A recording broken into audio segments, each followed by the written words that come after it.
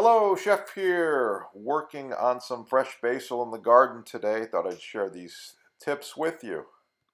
You can see what I got going on here. This is some big basil.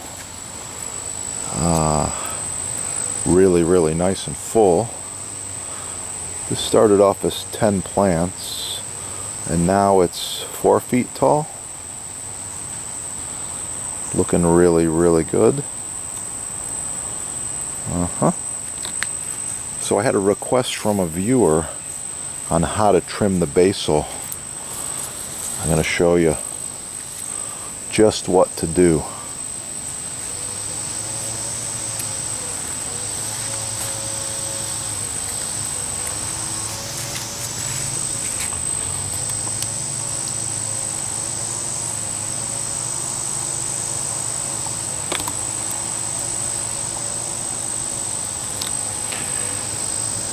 You can see right here, this basil's starting to get white flowers. That's what you want to control, and you want to pinch the little buds and the flowers. This piece here is ready to go too. But I got a tip for you. Rather than pinch it, use scissors. The plant likes it more. You're going to get a cleaner cut, and you're not going to bruise the plant. So I got some scissors here, and I got a dish. I'm going to show you just how I like to manicure the basil. Want to remove these pieces like this. Okay? Nice clean cut. That's what I'm looking for. There's another one. These flowers are coming right off. Otherwise they turn to seed. Okay, remove the flowers. This is good. I'm going to work around this plant in all directions. Take the buds off. Some of the leaves as well.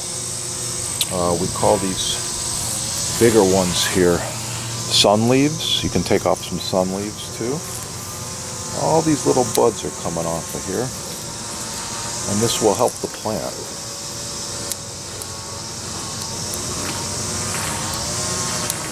It's going to help it multiply and grow bigger, as long as you have plenty of water and nutrients. Okay? Yeah, look at all that nice basil. Also want to work on the plant down low and get some of these extra sun leaves off of here. Just too many of them, and you want to get that plant a little bit bigger, so some of these leaves can come off here too. Looking really good.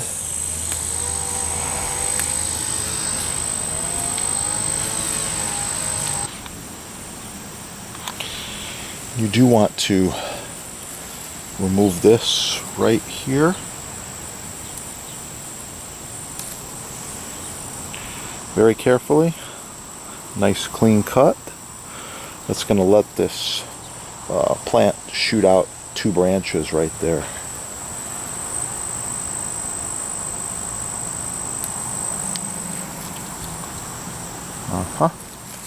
Here's the basil I picked today. Specifically, I wanted to remove these because these will turn into seeds if you don't remove them. These little flowers. Nice for the bees, but you don't want to leave them on your plant very long. It takes a lot of energy from the plant. Thanks for watching. Please like, share, subscribe. Support your sponsor. Keep cooking and have a beautiful day. Basil's really good for you. I suggest you grow some and incorporate it into your diet. Good for your health. Tastes good. Get cooking. Where?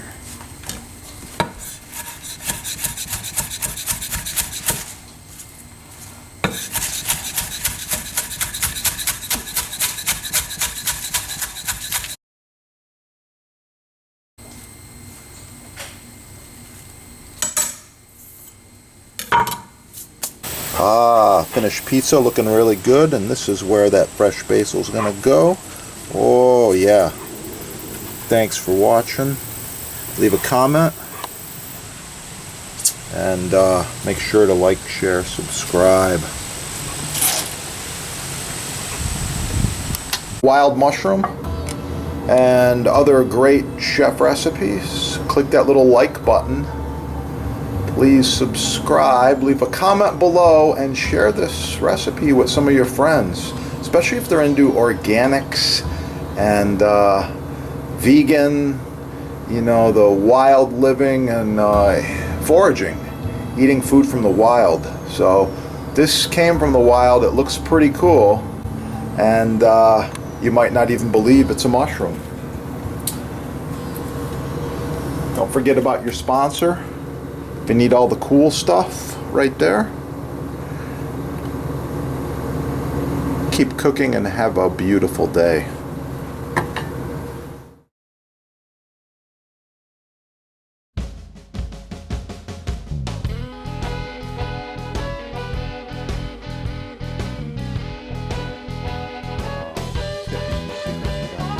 This is Appalachian red oak with a clear coat of food safe varnish. This is made in America. This is the best butcher block and desk surface, in my opinion. Countertops, islands, you name it. It's beautiful. Red oak is more porous and it will accept stain a little bit more. This is the same thing here, except this one is mineral oil finished. And then we're going to make it look like this. This is dark American walnut. Same deal, made in America, full-length strips, food-safe glue, perfectly flat, perfectly square. Yeah, really, really nice. So stay tuned with me, and I'm going to be back and show you a few tips here.